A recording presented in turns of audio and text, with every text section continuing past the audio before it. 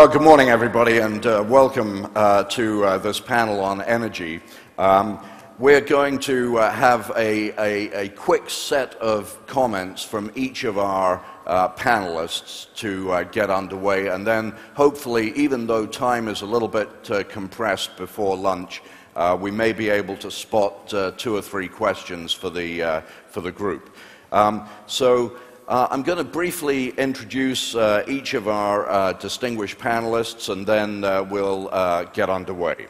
We're going to first hear from Dr. Ibrahim Babeli, and many of you will know Ibrahim as the Chief Strategist and Renewable Energy Team Leader at the King Abdullah Center, a city rather, for atomic and renewable energy. So I think very important to start with a perspective from the kingdom. And then we'll have a little bit more of a global perspective from Professor Yoichiro Matsumoto, who is Executive Vice President of the University of Tokyo. Professor Matsumoto has 2 or 3 PowerPoint slides which he will go through to give us a broader global point of view. And then we'll hear from Peter Robertson. Peter is on my far left here. He is the former vice chairman, I should say, of Chevron, and also U.S. co-chair of the U.S. Saudi Arabian Business Council, and a very long experienced career in the energy industry, but with many, many visits along the way to the kingdom. Next, we'll hear from Eben Bayer, who is CEO of Ecovative, which is a very interesting company based in the U.S., based in New York, which combines energy and invention to create disruptive solutions in the energy sector. And then we'll hear from Tom Connolly. Tom, many of you will know as Executive Vice President and the Chief Innovation Officer at DuPont. And then finally, to round out the perspective from the kingdom again, we have Saleh Al-Ajili on my immediate left, who is the Vice President for Solar Energy Industry Development and working within the National Industrial Clusters Development Program. So we've got a full plate to get through in a relatively short period of time. So I've asked the speakers to please make 2 or 3 points very succinctly, and that will hopefully move us through. So with great pleasure, I'd like to call upon Dr. Babeli to initiate our discussion, please. Thank you. Bismillah ar-Rahman ar-Rahim. Alhamdulillahi Rabbil Alameen. Wa salatu wa salam ala ashrafil anbiya wal mursaleen. Great pleasure to be here. King Abdullah City for Atomic and Renewable Energy was established on April 17th, 2010, interestingly using a tool that is very rarely used in the country, which is a direct royal order.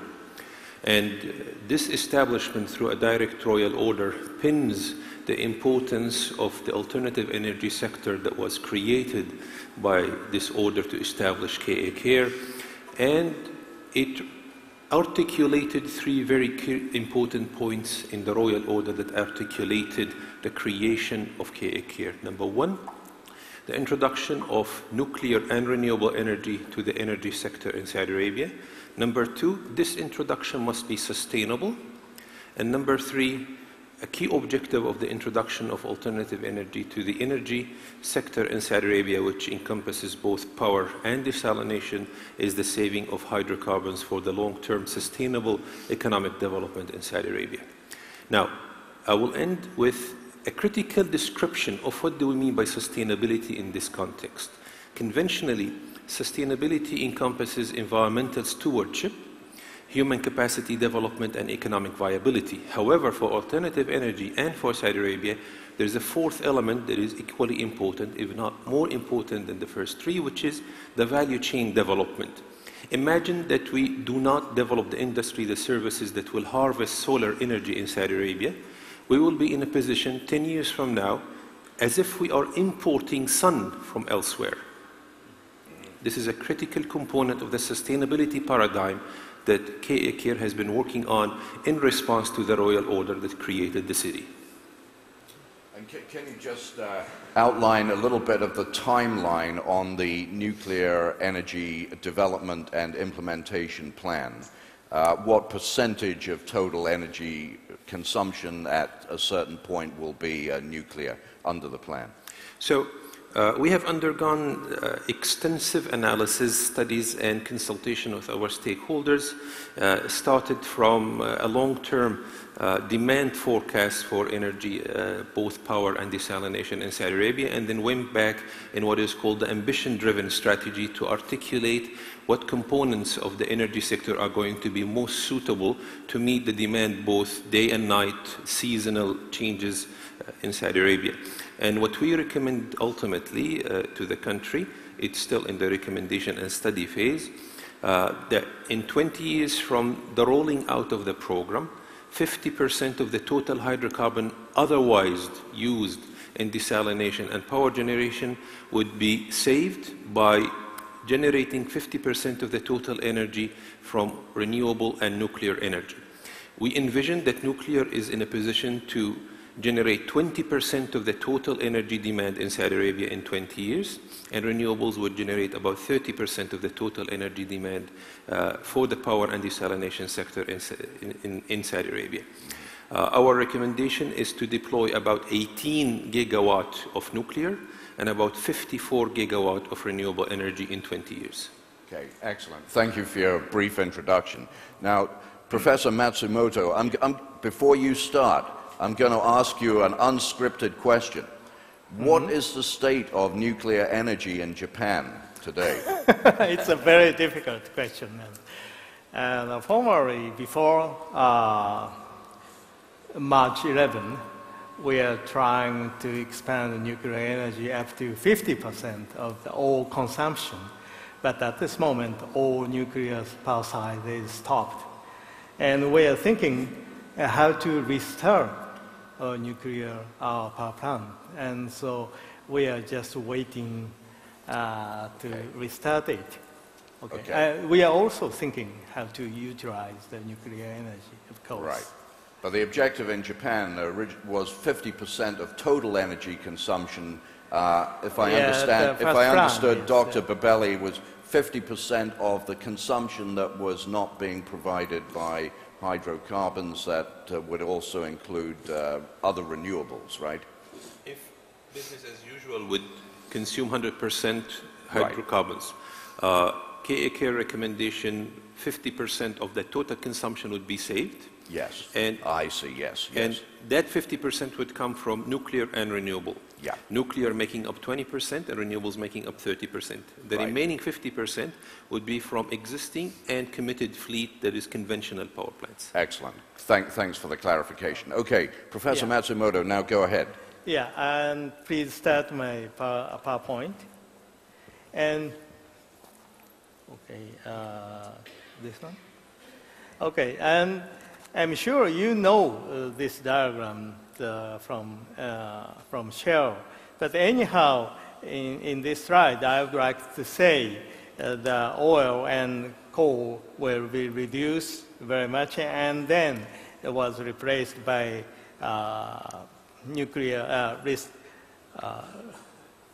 renewable energy.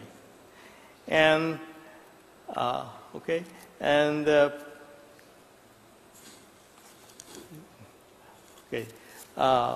prerequisite for sustainability keep the balance of the energy supply and demand, and anytime and anywhere.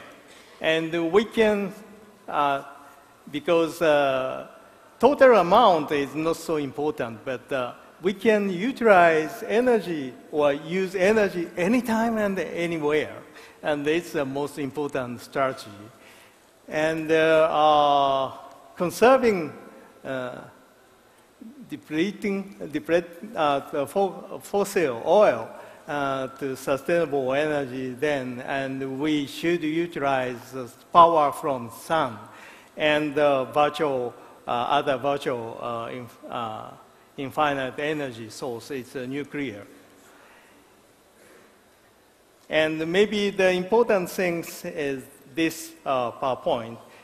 And we would like to make a really competitive partnership with Saudi Arabia and Japan, because it's a main theme of this conference and the building competitive partnership. Because Japan has not so much energy resource, but here is you have oil and sun everywhere, everything. And we would like to export our technology of PV to your country. And then we would like import the energy from Saudi Arabia. But for example, we can use metal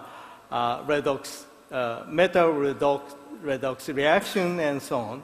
We can develop new type of storage or mobile energy, and so that it's our proposal how to make a competitive partnership with this country. And it's also saved the problem in energy all over the world, okay?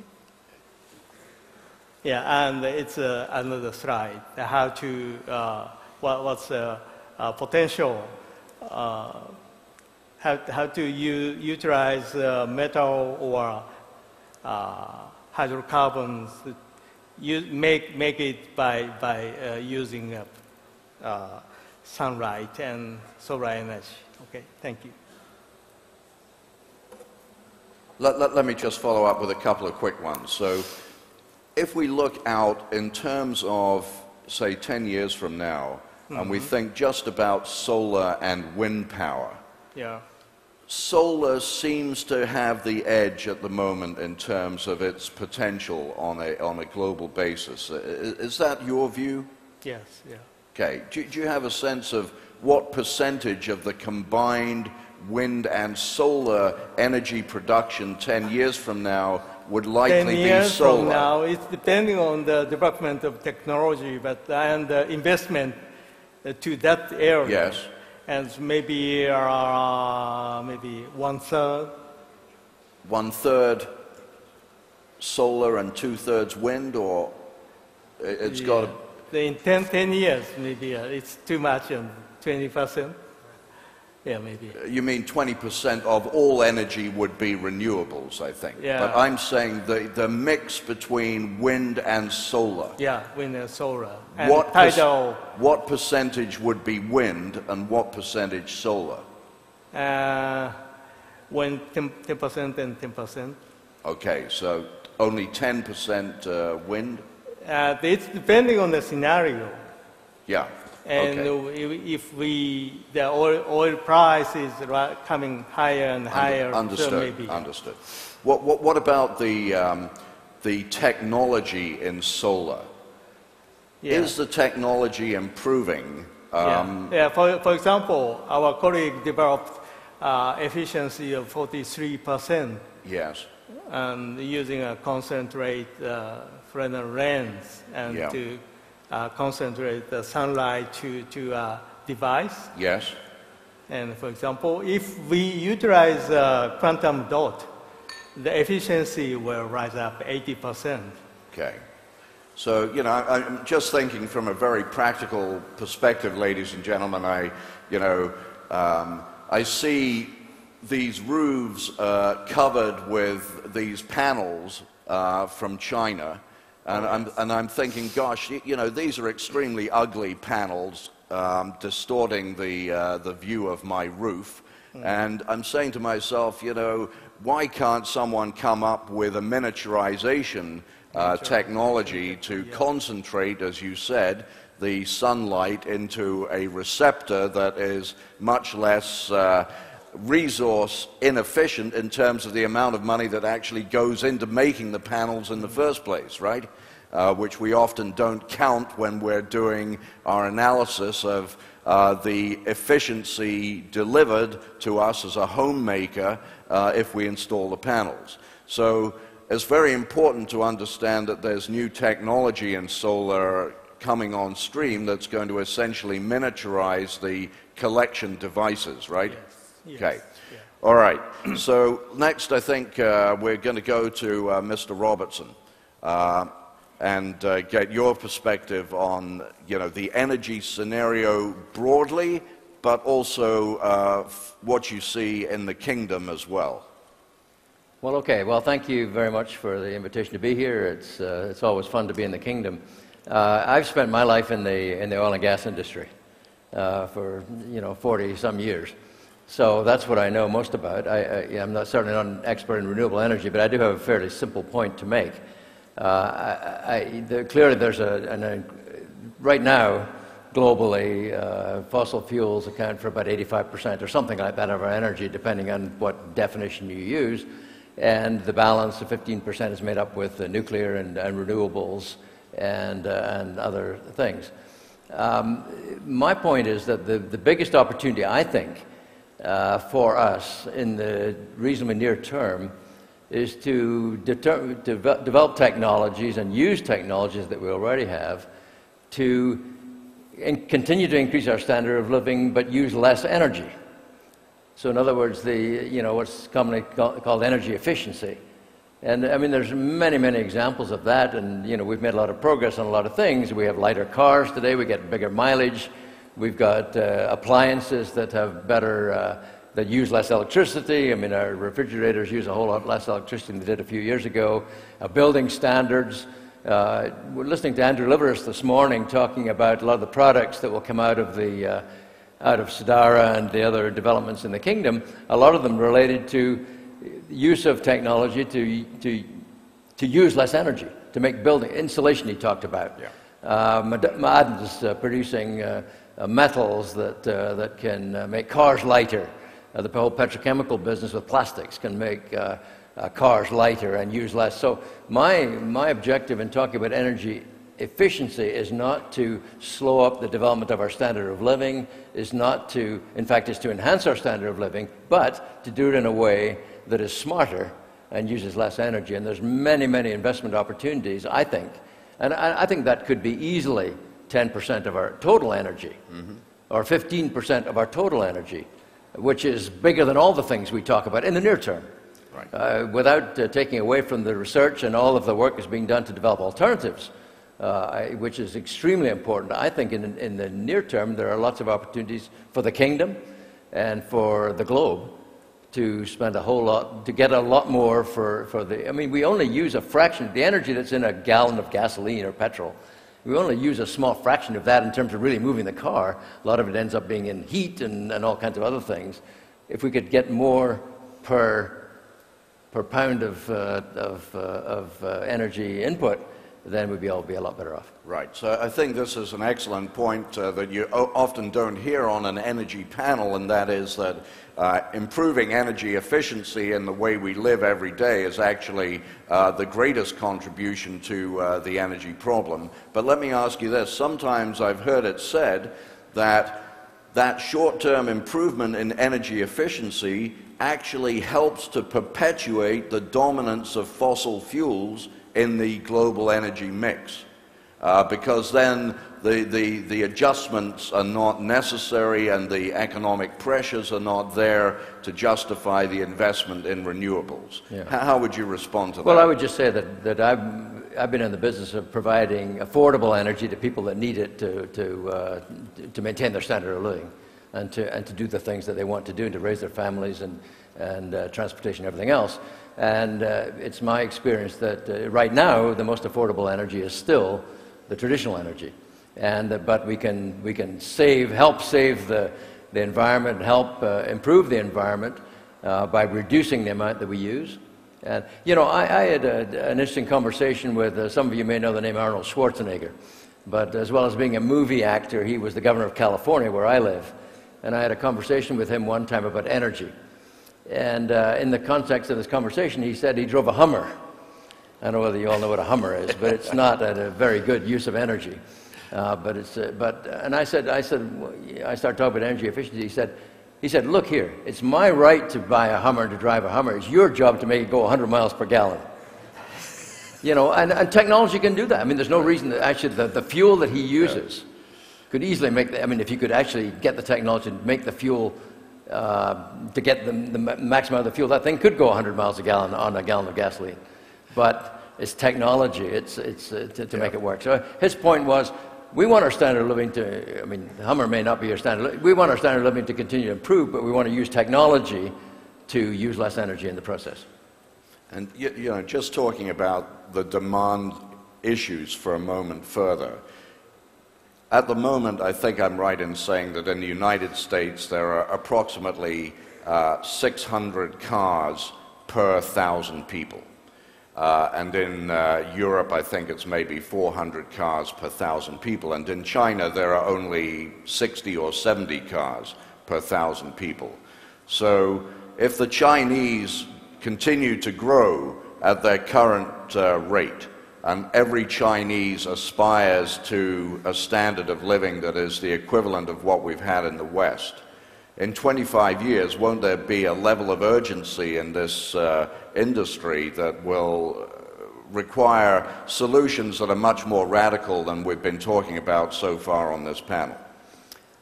Well, maybe, and I think there's enormous and maybe need more investments in what the in alternatives, and you know, what can we come up with.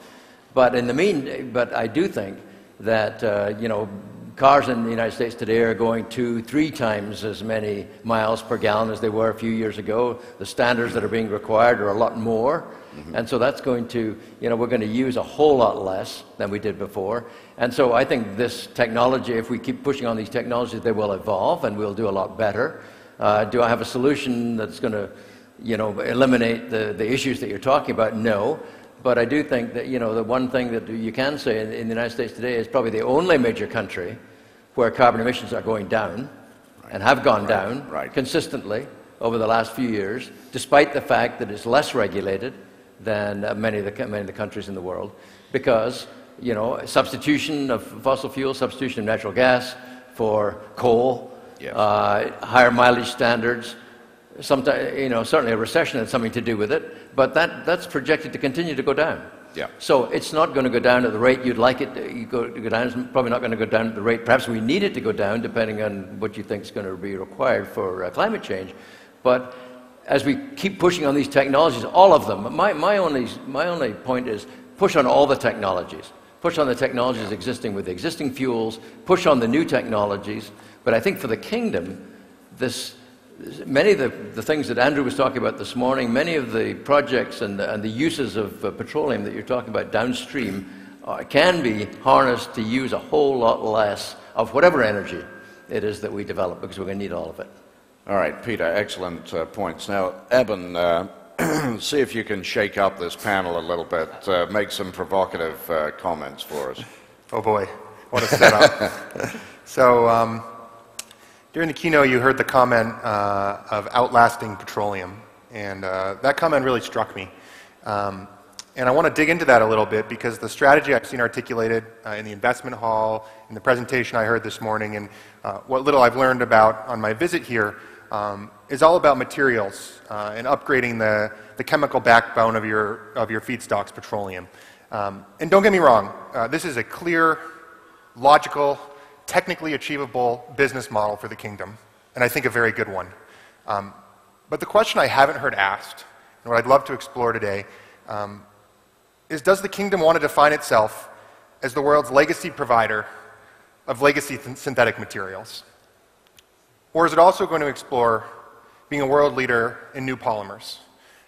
And I think I'm here today to talk from the background of biomaterials and biopolymers. And you can use biopolymer synthesis to create conventional chemicals. You would never do that in the kingdom. You can already make them using your plentiful natural feedstocks, but you can also create new amazing polymers. Things that are earth compatible, things that are nutrients, not pollutants. And perhaps most interestingly, you can develop and grow performance characteristics that may not be possible with today's synthetics. And when I look at the great resources here, the ability to plan so excellently over such a long time horizon, I see a really good future in this strategy around upgrading chemical backbone. As you heard today, the multiplier effect is 2 or 3 or 4 times the value. But if you could somehow do both, if you could do legacy synthetics and be a world leader there, and also be a leader in the future of new polymers, I could see a really great future. There's my provocative statement. I think that's terrific. Do you think it's possible? The concept of disruption comes to mind. To do that in this environment where the other path is so heavily favored for very good economic, technical, and business reasons will be very hard. But with some of the investments we've heard about today in education, in some of these PPP partnerships, sure. I think if you created the right ones now, you could see those inventions being developed here in 10 or 20 years. Okay. And that's really the time horizon I'd be looking at. You know, Okay. these things won't be essential in the next 10 years, but in 20 or 30, you could create the crop of innovators to make them. Okay. Let me just go to Dr. Babelli. I saw your eyes glimmer when the question was asked by Evan. What do you think the answer to his question is? Can the kingdom be an innovator in both? Fundamentally, our business model for the past few decades, has been, even when we want to localize the manufacturing or the petrochemical industry, is to import a technical process that has been developed elsewhere and license it in Saudi Arabia. This was good, remains good, but unless you develop your technology 2.0 in Saudi Arabia, the sustainability thereof of the process is going to be patchy at best. Yeah. So, can we do it? Absolutely. But for us to do it, we need to really shake off the old model of importing technology and localizing it, but keeping the high value add component of that technology development elsewhere. We will not be able to achieve what was proposed here unless we localize the mines. And this has to go through proper development of human capacity to ensure that the long-term development of sustainable technologies are made in Saudi Arabia. Excellent. All right. I think we'll go next to Tom. But before you get into the comments on energy, Tom, though, I want to ask you one question. So Tom is the Chief Innovation Officer for DuPont. Now, there are many companies represented here who probably don't have someone designated as Chief Innovation Officer. But we've heard yesterday and today how important it is as the kingdom moves forward to develop more of a knowledge economy, to have this constant effort on innovation and continuous improvement. So can you take just a minute to explain what a Chief Innovation Officer does in the context of a commercial enterprise, and see if you can help some of the people in the audience kind of get a feel for structurally in their companies, what do they have to do to generate more innovation? Okay, I'd be happy to, John, and I will say that I'm the first Chief Innovation Officer that DuPont has had. My prior role was Chief Technology Officer, and we still have a Chief Technology Officer. And I think the genesis of the role was the recognition that often the slow step is not developing the technology, it's our ability to move the technology from the laboratory to the marketplace. We invent in our laboratories, but you need to innovate in a marketplace because there is no innovation until value is created. And you can only create value in the marketplace. So having done the technology role, I recognize the importance of that step to translate that technology that we've created into value for our partners along the value chain. And how do you work with the divisions of DuPont, who of course are in charge of innovating in their own business sectors? Right. What role do you play in as a catalyst or an enabler in yeah, well, pushing it forward? Part of it is developing best practices, help our businesses understand how to do that. We created so far a dozen innovation centers in markets around the world, places where we bring together DuPont scientists with our customers, talk about problems that our customers have, create solutions, link those innovation centers in places like Taiwan and Seoul and Pune and Istanbul to our laboratories in the US, in Geneva, in Shanghai, so that we can create that possibilities for collaboration and innovation. So, but the other part of the job is working on specific projects, helping our businesses, again, move technology from the laboratory into the market. Okay, all right, excellent, Tom. Thanks for the Sure, happy help. to. So if I could, first let me begin by thanking His Excellency the Governor for the invitation and the team from Sagia to allow me to participate in this forum. I've been here before, and it's great to see the vibrancy and how it's developed over the years. Secondly, if I could, just a word on DuPont. DuPont is a science company. We've been known for chemistry and materials. Lately, we've added biotechnology capability to our chemistry and materials know-how, and we've used it to address problems such as feeding the world's population, protecting people and the environment, and relevant to today's conversation, to create more sustainable energies for the future. So if I can make just 3 quick points. First, I need to agree with Peter. My first point is around conservation and efficiency. It's something we can all work on starting today. In the kingdom and around the world, any country needs to improve its energy efficiency. And I'll highlight just 2 areas, both of which were mentioned by Peter. The first being efficient buildings, second being efficient transportation, lightweighting of vehicles. I think as we heard earlier today in the advanced manufacturing discussion, there are possibilities to develop value chains to support both of those industries. I know that's already underway in the kingdom. There's much more that can be done. My second point is around renewable energy and in the form of electrical power, and I think we heard from Ibrahim about what's underway there. The kingdom is blessed with extensive solar and wind resources that need to be exploited and will be exploited. I believe that there's a big future in the kingdom, not just to apply solar power, but to become a regional center. We've already heard that China has become the major manufacturer of photovoltaic panels. I think there's a regional play here that allows those value chains to be developed. DuPont is a leading supplier of materials that increase efficiency and extend the lifetime of solar panels, and we see great possibilities here. I think we'll hear in just a minute from Saleh on what's going on there.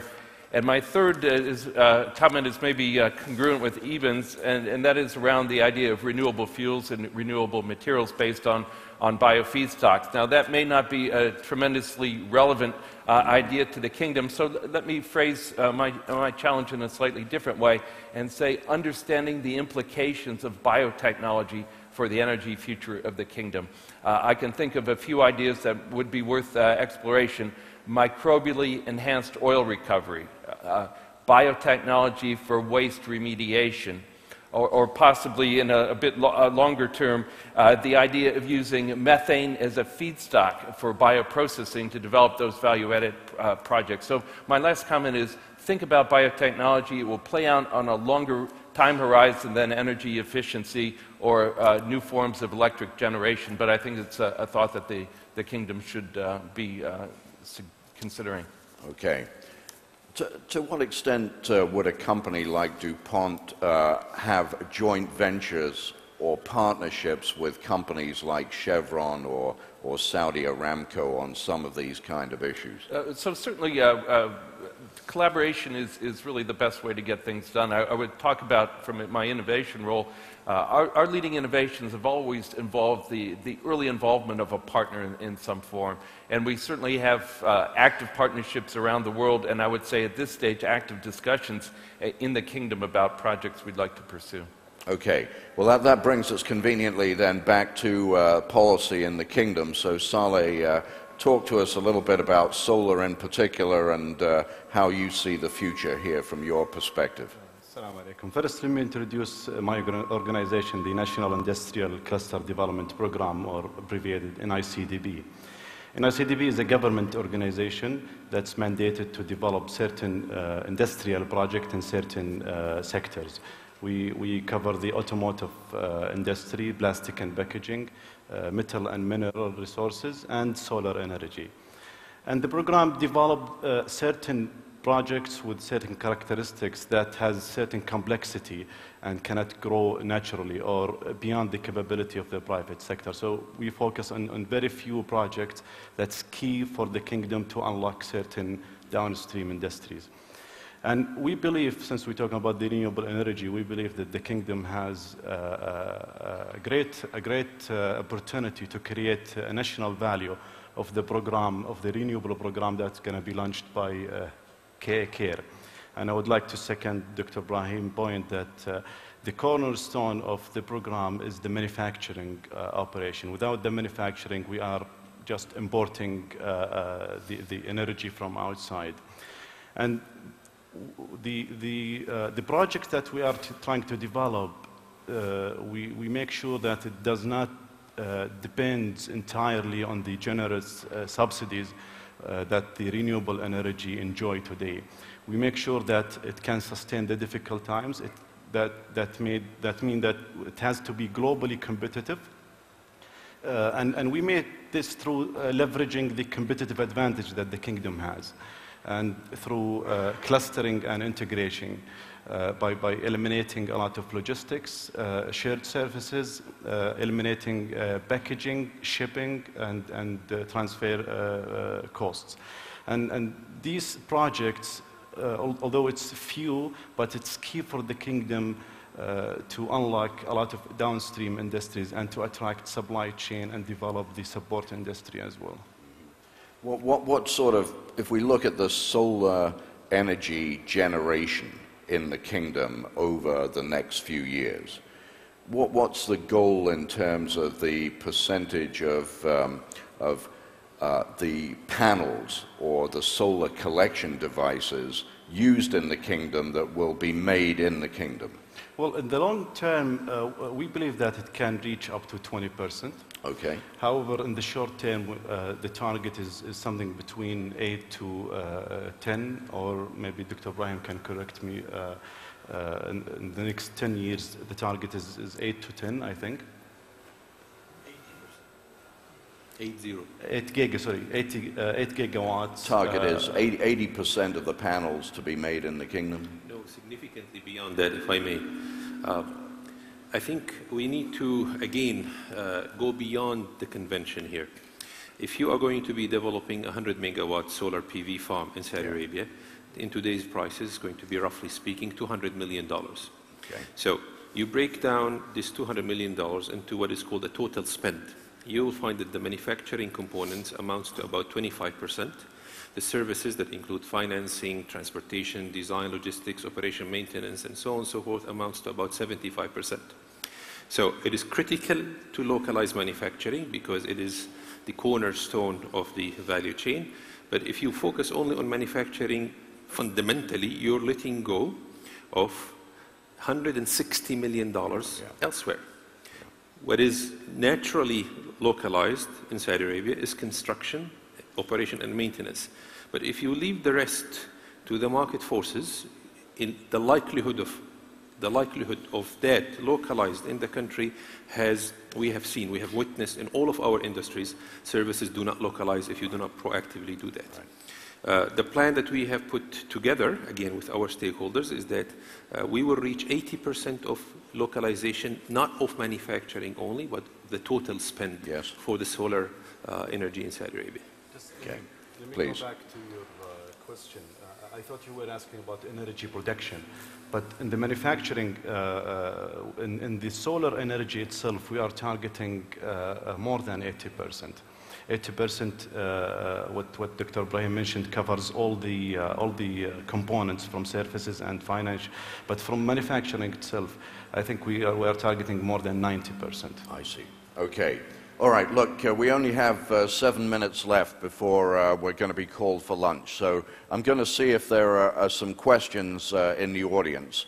And I want you to please keep the question very brief so that we can get 3 or 4 in before we have to go to lunch. Where are the microphones?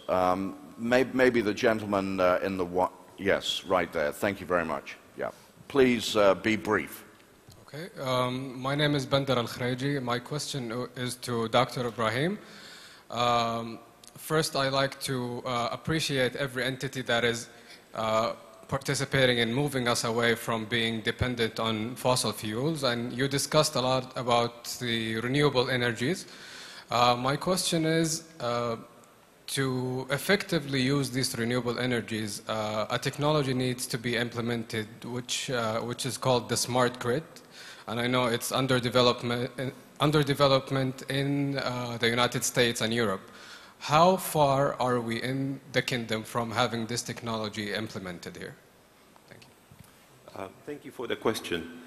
There are two things that you need to integrate renewable energy into the grid successfully. First, a smart grid, and then a smart brain that operates that grid. So you need to develop the National Control Center, which intakes the renewable energy contribution and properly manages it with the conventional and thereafter in the near term, inshallah, the nuclear. We have conducted a very comprehensive study to prepare us to integrate renewable energy into the grid in partnership with the Saudi electricity company, ICRA, the Electricity and Cogeneration Regulatory Authority, as well as with all the key stakeholders in the energy sector. We have completed the study, and our next step is the recommendation of establishment of the Sustainable Energy Control Center. This is in the process of being put in place in terms of process. Importantly, there is a need to upgrade the grid code in Saudi Arabia to enable smart grid development and integration, a two-way metering, and this is also in process. John? Please, go ahead, Just one Peter. quick comment. You said we need a smart grid and a smart brain. The only thing I'd add is we need smart consumers. And I think we need consumers that know what the objective is here, which is to use less energy, more efficiently. And we need consumers that know what the price is. And so globally, subsidies in terms of cheap electricity or cheap petrol or whatever it is around the world really distort consumers' understanding of what it is costing these things. So it seems to me in the kingdom and many other places, the elimination, and I understand there's big social issues, very difficult to do, but it's talking about different distribution of income. It's not taking money away from people, it's distributing it differently. But people have to know the price of electricity, and people have to know the price of gasoline, it seems to me, and other energies, before they can really become effective in terms of the way they consume. I'm really glad you mentioned the consumer, because we haven't heard about the consumer at all so far on the panel, and being honest with the consumer to make sure they're part of the solution requires that confrontation of subsidization that you refer to. So thank you for that. Let's take the gentleman on my left here, if we could get a microphone to him. Can you put it? Yeah, no, the gentleman on the next table, yeah. You were close. We'll get to you, I think, inshallah. Okay, please go ahead. I would like to thank the panel for interesting remarks. My question is addressed to Peter. If you are advising a country that is rich in hydrocarbon, what would be the right policy when it comes to the energy mix, when it comes to renewables? Well, it's hard for me to see. It's hard for me to see a better example than what is happening right here. This is the biggest energy exporting country in the world. And you are, nevertheless, despite that, and you could do all the things we've talked about, despite that, you've elected to, for good reasons, but to focus on the other abundance of energy that the kingdom has, in terms of largely solar and nuclear. So I think that's a big plus. But if I take my own country, my own country is, my own adopted country, the United States is probably the biggest energy producer in the world today. Certainly the biggest natural gas producer in the world today, and one of the biggest, certainly not the big, but one of the biggest, and maybe going to be the biggest oil producer in the world, and a huge coal producer, huge, a lot of things, and a huge consumer as well. But, so there's been, we advise them to continue to push hard on our research and development of alternatives, and we're very supportive of that.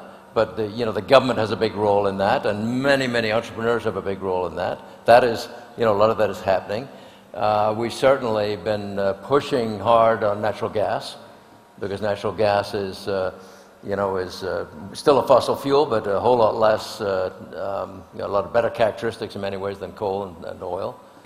So we're, I think obviously any country is going to use its own natural resources, but to the extent that it can substitute natural resources that they have for you know, poor old coal usually ends up getting the, you know, getting the rap here. But the less of that and more of natural gas or more of renewables or more of something other than that seems to be a good thing. But, you know, countries have got to use the resources they have. And they've got, you know, they've got to maintain stability in their country, and they've got to advance the standard of living of their people, and they're going to use the resources they have. And so using them more efficiently, I think I come back to my original point, probably the most important thing. I think it's the most important thing. We've talked about lots of things, but 10% of what we produce today, of the energy we use today, is certainly more than the production of oil by the kingdom in total that we could save. You know, so energy efficiency, better technology and efficiency, I guess that would be my advice.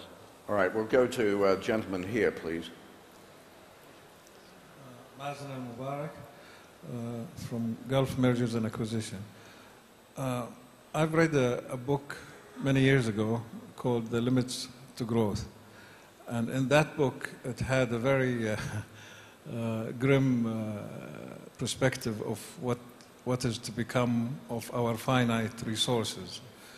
So from that perspective, obviously oil is now being sold at the extract cost plus a markup, depending on the supply and demand. In order for renewable energies to become viable commercially, what should the price of oil be at in order for it to be viable? Can anybody of the panel give us an answer to that? And of course, this will need a global consensus on that price in order to have a game changer that will really speed up the process. Okay, it's an excellent question. Let's hear from Tom first, and then Dr. Babelli. First of all, I think we have to buy into the idea of the market mechanism, right? That the price of oil is what the price of oil is. And with some variation region to region based on transportation costs, et cetera, I think we do have a global price of oil. We know what that is. And I think renewable energies need to be competitive with other sources of energy. But I'll give one caveat there. When they reach scale and maturity, and I think good policy supports an alternative technology until the point where it reaches scale and maturity in terms of technology.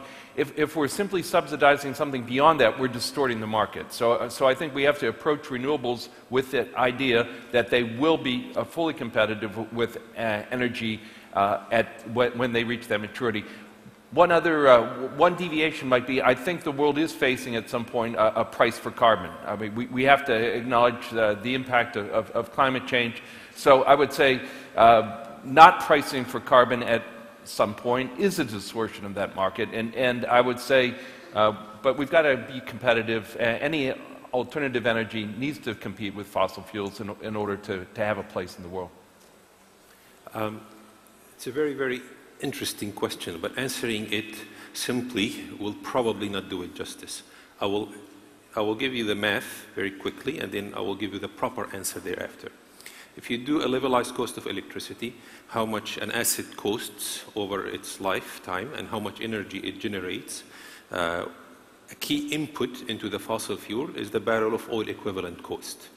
A key input into the solar energy, for example, in terms of solar resource, is zero. So in terms of solar energy, you have the capex, opex, and cost of money, if any. In terms of fossil fuel, you have capex, opex, and fuel. So if you do the equation, put this on the right, this on the left, and then you will find today that at the cost of $40 per barrel of oil equivalent, so it's not only oil, or oil derivatives and gas, at $40, solar becomes competitive in Saudi Arabia. But this is the wrong question to ask. Why? Because if you look very carefully at your economy and not only at your power plants, is it better for you to burn fossil fuel to generate electricity and use at homes where there is no added value to the economy from doing that, or direct your calorific value and your feedstock to a value-adding industry or industries and dedicate the ones solar, wind, and so on and so forth, that has, in terms of resource, no added value creation like you have in your fossil fuel. This is what is missing from the discourse. We only focus on how much oil does it cost in Saudi Arabia, and is renewable energy competitive in the current price structure? No. But this is the wrong question to ask. You should optimize your resource base, not based on cost, but based on added value to the economy. Yeah. If we continue to burn fossil fuel to generate electricity, to sell it on average to the households at 8.7 halala as it's today, or make it 20 halala or 30 halala, we're not adding any value to the economy from that. Why don't we dedicate a resource that is free by only investing in capex to the household, to the building's usage of electricity, and dedicate our fossil fuel to a use in economy, in industry, where I create value add? This should be the question, sir. Okay, so very good answer. And let me say we have no time at all on the clock, but I promised this gentleman here that I would take his question. So very briefly, sir. Thank you. I'm really impressed with the announcement made by Dr. Abdullah that we'll have in the future 20%, 30% renewable energy against 50% from the traditional energy, especially compared with Japan with 20% only. But to implement this, we have to make an action on the ground. So I haven't seen any action like changing the regulations, supporting developers, supporting manufacturers, education, financing all these projects toward this target. Without this, I don't think we'll be even close to this goal. Thank you. Saleh, do you want to say anything? The answer is simple. Whenever you're developing a very comprehensive project, it's best not to rush into execution without being ready. So what we have been working on for the past 3.5 years is setting up the framework for implementation properly.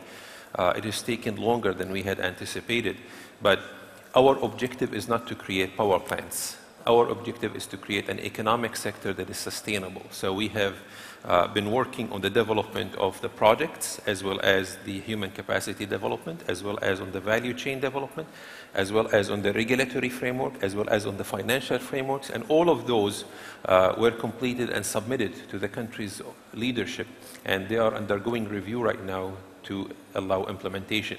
Critically, we need direction from the government on 3 things. The targets in terms of capacity, gigawatts, the time frame for deploying these targets, and third, the financing mechanism to enable sector development. These are non-trivial questions, and they have taken longer than anticipated, but it's best to hit the ground ready rather than hit the ground unready and stumble. Okay, thank you. Eben, any closing thoughts, or Professor Matsumoto, any closing thoughts before we finish? No? So maybe we should make some kind of win-win relation within all stakeholders. And especially, I'm very much interested in how to save energy, you said. And maybe it's one key issue, how to utilize energy. And also, it's depending on how to enhance the renewable energy. It's a kind of strategy of human being, and so that we should collaborate. I mean, what I often don't find is, enough consideration of how to involve the consumer in the dialogue towards a solution. We maybe 10 years ago were doing more of that than we are today, and relying too much just on technology and innovation, and not enough on consumer engagement. Eben? I would just echo the concept you raised, which is, perhaps the best way to bring new polymers into the kingdom is not to import the technologies, but to, grow the innovators here, on a 10 or 20 or 30-year basis. All right, excellent. Okay, please join me in thanking the panel, if you wouldn't mind. Thank you. Okay. And my apologies to those of you who couldn't get to your questions in, but we have to go to lunch at this point. Thanks very much indeed for coming. Ladies and gentlemen, please join us in the plenary for lunch.